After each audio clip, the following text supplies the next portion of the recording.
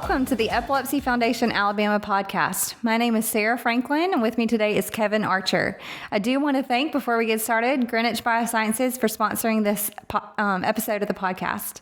Kevin, thanks for being with us today. Yeah, my pleasure. Tell me a little bit for listeners today, just a little bit about your family, who you are, where you work, and what you do for a living. Oh, great. My name is Kevin Archer. I have a wife, Janice, of 20 years and three kids. I have Ella, who's in the 11th grade, and a Kate, who's in the 10th grade. And my oldest, Dawson, is a freshman at Mississippi State. And just found out this week that he made the Mississippi State Ultimate Frisbee team. So that's big news at the Archer house. So that is great news. And you went to Mississippi State too? I did, and my wife did as well. And then I live in Vestavia. And I work for Google Cloud. So I'm an enterprise account manager for them, working with large companies. And I know you joined our chapter advisory board at the Epilepsy Foundation shortly after last year's Walk to End Epilepsy. So it's been great to get to know you, even though we've had a few things in person before the pandemic, but then have been meeting virtually a lot since then. So it's been great getting to know you. And I know working for Google, that's been a new transition this year. So working for a company named Google, that is a dream job. Talk to me a little bit about how that happened. So very fortunate. So they actually recruited me. I realized recently that just how blessed I am to be working for Google. It's an amazing organization with an incredible culture. But they recruited me and called, and then you still have to go through the process so that they kind of target out people. And a friend of mine, a really good friend of mine, referred me who worked for Google. And so I went through the process, which is amazingly transparent for a big organization. That doesn't mean that you get the job, but they're really transparent about what that process looks like, which has been a lot of fun. And started in August 6th. So the closest I have come to a Google office is watching the Internship movie with Vince Vaughn. So I've never actually been to a Google office. All of my interviewing, everything was done remotely. So, and all of my work since then has been remotely. But for us to turn the switch and go remote is pretty easy. We're a cloud-based, cloud-native company. So it's been fun. And then serve on several other organizations in town. I serve on the Public Radio Board, WBHM, and I serve on the Vestavia Hills Public Library Board of Trustees. And then this past year was one of the 2020 class of the Real Men Wear Pink campaign to raise money for breast cancer. So it's been a busy year despite COVID. Yes, definitely. And I know you have a history of working in a lot of the tech world here in Birmingham too. So tell me just a little bit more about that history. So before I went to work for the Epilepsy, I would work with Google. I worked for Motion Mobs, or a custom software development company and consulting company, really kind of focusing on revenue generation and using technology to both visualize data and really make sure that you can turn that data into monetized value. So heavy on return of investment. Technology should have a purpose. Taylor Peak, Emily Hart, that entire team is fantastic. Was very fortunate to work there. And then really involved in the technology ecosystem through Tech Birmingham and Dion Gordon and the things that they're doing. So that's been a lot of fun, just being part of that ecosystem that's growing and evolving here in the Birmingham community. And then before that, I spent a long time working for Global Imaging Systems, which is a division of Xerox. And so bounced around the U.S. working for them. So it's been good. And tell me a little bit about, you're obviously on our chapter advisory board. Mm-hmm. How has your life intersected with epilepsy growing up? So when I was young, I would black out a lot, and I'd have a lot of kind of absent seizures where I'd stand up too quickly and I'd black out and I'd fall. And got a new grill to prove it, right? Like all my teeth are enhanced because I would fall and knock my teeth out. And so they could never figure it out until I had a really big seizure when I was 16. And then they were finally able to kind of diagnose it.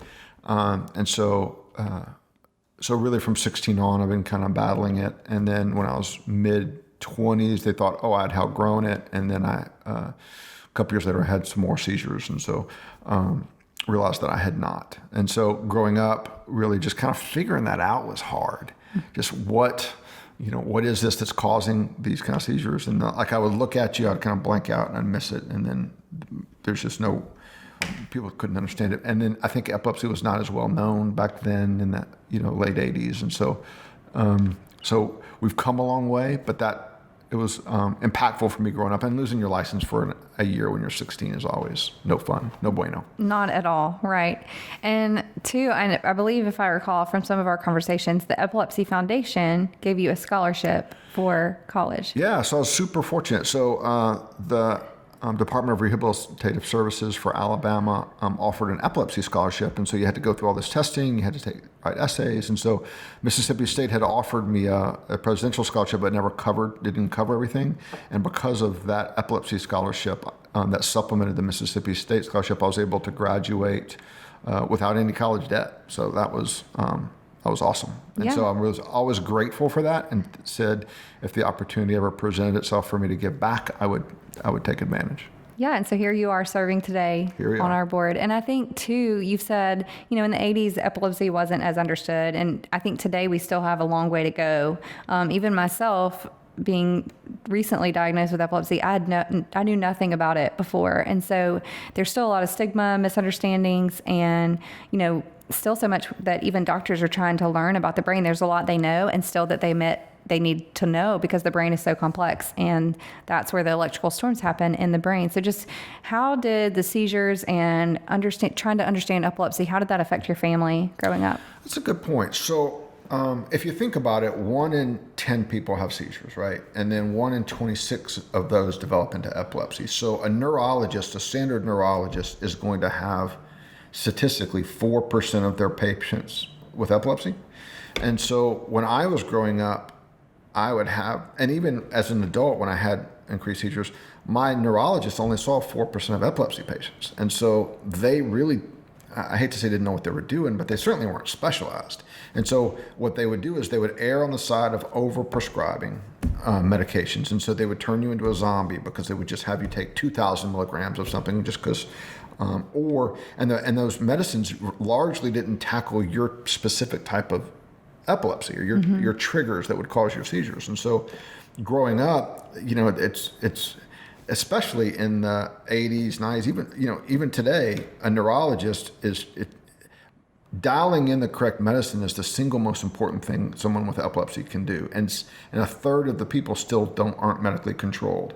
And so medicine is more of a art form than a science. It's getting better, but still, growing up, I didn't have somebody who really knew what they were doing. And so when I had my seizures, my daughter it was so wacky. So I'd had a really ever increasing amount of absent seizures where I would lose 3 seconds, my brain would fuse those together, and then I would lose them. So to me, they didn't exist. Mm-hmm. My wife and I would have fights, right? She'd say she said something, I would say she didn't. And to both of us, that was a true statement because I just didn't hear it or didn't remember it or wasn't present for it. And my brain would just lose those seconds. And so I had a big seizures. I'd gone and we'd climb Mount Rainier and we'd come back.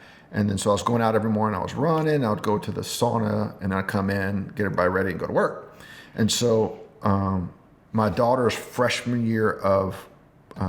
daughter's first year of kindergarten, I'd gone out, I'd run, I'd go to the Y, and then I was coming back to take her. And so I was acting wacky, right? Like my wife said, it's time to go, we got to get ready. And then I walked out to get into the car, and I wasn't, when I walked in, my wife came in and said I had no shirt, no shoes, no undershirt, and I was holding a banana and just standing there confused. And she said, we have to go, we're about to leave. And she said she was about to leave, but and then I came out and I had put on socks, but had not put on shoes, and I put on an undershirt, and I got into the car like we were ready to roll, right? and she was like, go in and change clothes. And she went in, and I didn't come back out. And so she said she was almost left, and she went back in, and I had a seizure. And then I had 2 more.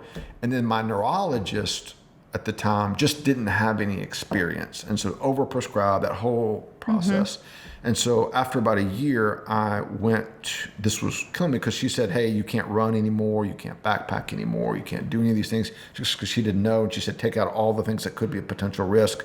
And then I went to see Dr. Naratoku, who is down in South Alabama. Amazing doctor for the South, amazing resource.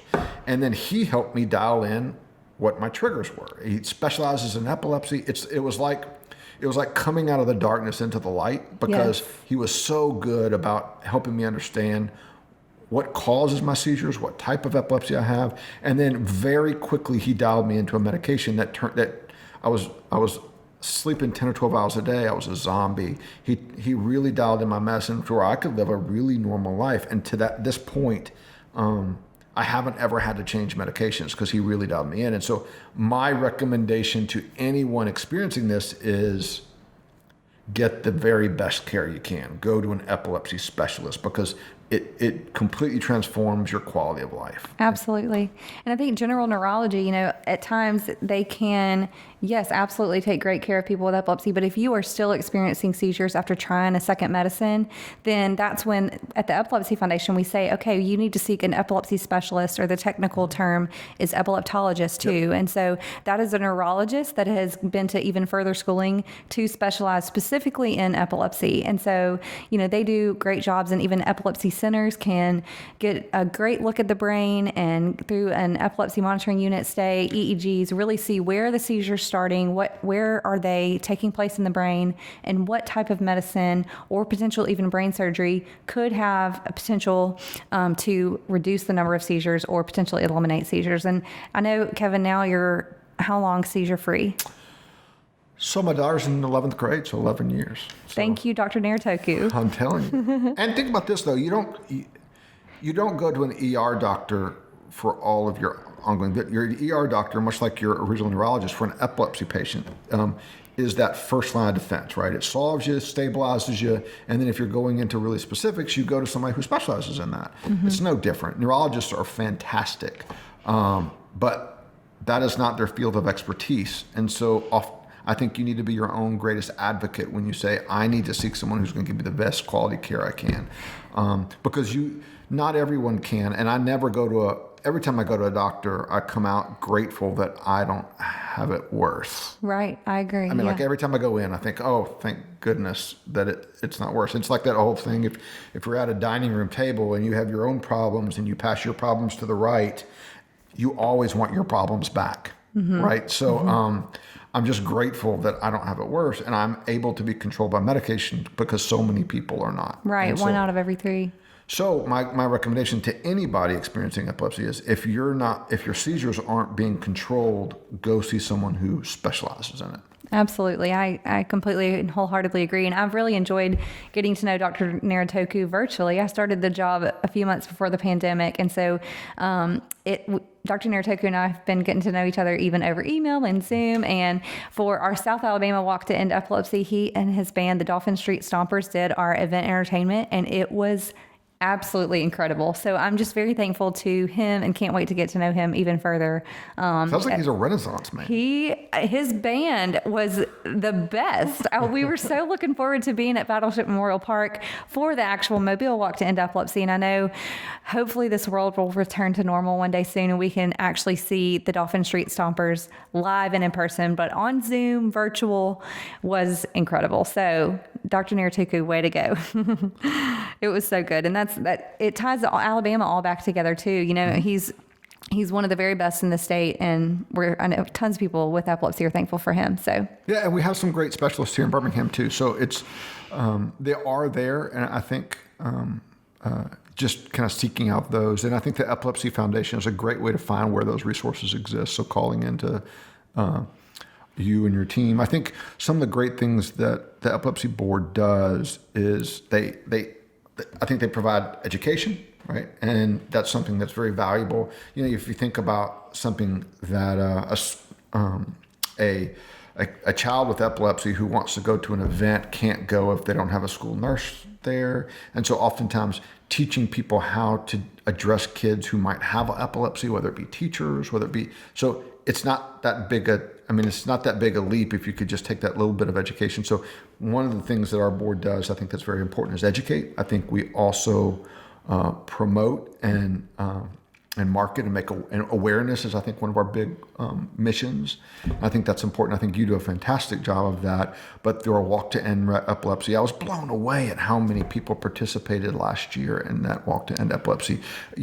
And the thing about epilepsy, it's not race, gender, Doesn't age, discriminate. does not discriminate. And so we saw kids, adults, all races, gender. I mean, and everyone went there was to celebrate something that we all kind of deal with. And you deal with it as much as a family member as you deal with it.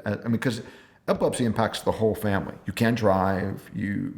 Medicine is critical. Foods you eat, lifestyle, all of that are impacted. And they're still trying to figure out some of it's hereditary, and so how you deal with all that impacts a whole family. And so seeing all these families there support each other was just a wonderful event. And we have them all across the state, so that's good. So education, I think, is important. I think awareness is important, and then obviously fundraising, right? So in a time of COVID where limited funds go around, we've got to continue to drive that bus and making sure that resources are available for us to continue to provide these for the state. Absolutely. And thank you for everything you've done. It's been a critical year and you've been helpful with that, because fundraising is part of just having a nonprofit. And I thank you for everything you've done with that. And I guess before we finish too, I feel like probably as I look at who reaches out to our office, who calls, who's willing to share their story, probably the least I hear from are adult men. So how would you encourage other men to be brave, to share their story, to say, okay,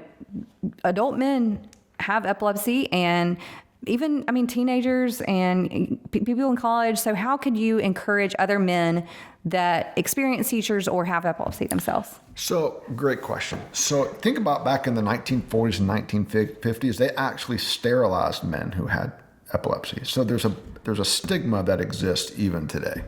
I think the key is we often think, and I think one of the things the Epilepsy Foundation does a good job of is you feel like when you're dealing with that, you're alone. Absolutely, yes. And the reality is a lot of people experience it. 1 in 26 is, think about 1 in 26 people who are standing in line at the show, or you walk into a McDonald's and there's 50 people in that. Odds are 2 of those people have epilepsy.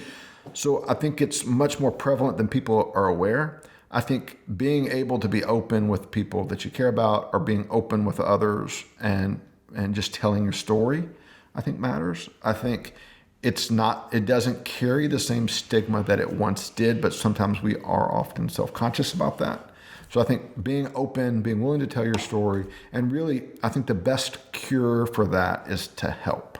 It's to get involved, right? And if that gives you the power of doing something about it, and I think that that's important. So I think taking care of your own care, being an advocate of your own care, being willing to be open about it, and then really get involved and do something about it. I think those are the 3 things an adult, an adult man, can do, because downstream, your children, your family members are all going to largely mirror how you view the disease, or mirror how you view it. So the more open you are to embracing it and addressing it, I think you'll find yourself supported more than you ever could imagine. And so those are the 3 things I would recommend a man do. But I would say that would extend to everybody, but I understand the stigma that goes with really men addressing this disease. So thank you. Very good tips. Very good tips. And I do want to thank again Greenwich Biosciences for sponsoring this podcast episode. Thank you, Kevin, for being with us today. Thanks. Again, we want to thank Greenwich Biosciences for sponsoring this podcast. If you're interested in also supporting the Epilepsy Foundation, visit www.give26.com and consider giving $26 for the 1 in 26 people that will develop epilepsy in their lives. My name is Amy Padgett, and I'm honored to be speaking to you virtually today on behalf of Greenwich Biosciences and our entire team. As a sponsor of these podcasts, Greenwich Biosciences is proud to partner with the Epilepsy Foundation for events like this to help people stay connected in this virtual environment. We are united in what we are trying to accomplish here today, to raise epilepsy awareness, to have a positive effect on care, on research, and on the lives of those who are impacted by seizures. There are so many families who wake up every day to the reality of epilepsy. There are people listening to this right now who have been fighting against it their entire lives. And there are others who are not able to join us today. But as a community, we will never give up the hope that in one day we will overcome the challenges of living with this disease. This is what drives us. You may know us best as the company researching and delivering FDA-approved cannabinoid medicines to help address serious conditions, but also know that our focus is you. Patients and families are at the center of everything we do, and we strive to make a positive and meaningful difference in their lives, in your lives. Today and every day, we are proud to be here with you, virtually and in real life, to raise awareness, take action, and continue the fight to end epilepsy. And thank you for allowing us to be a part of this event.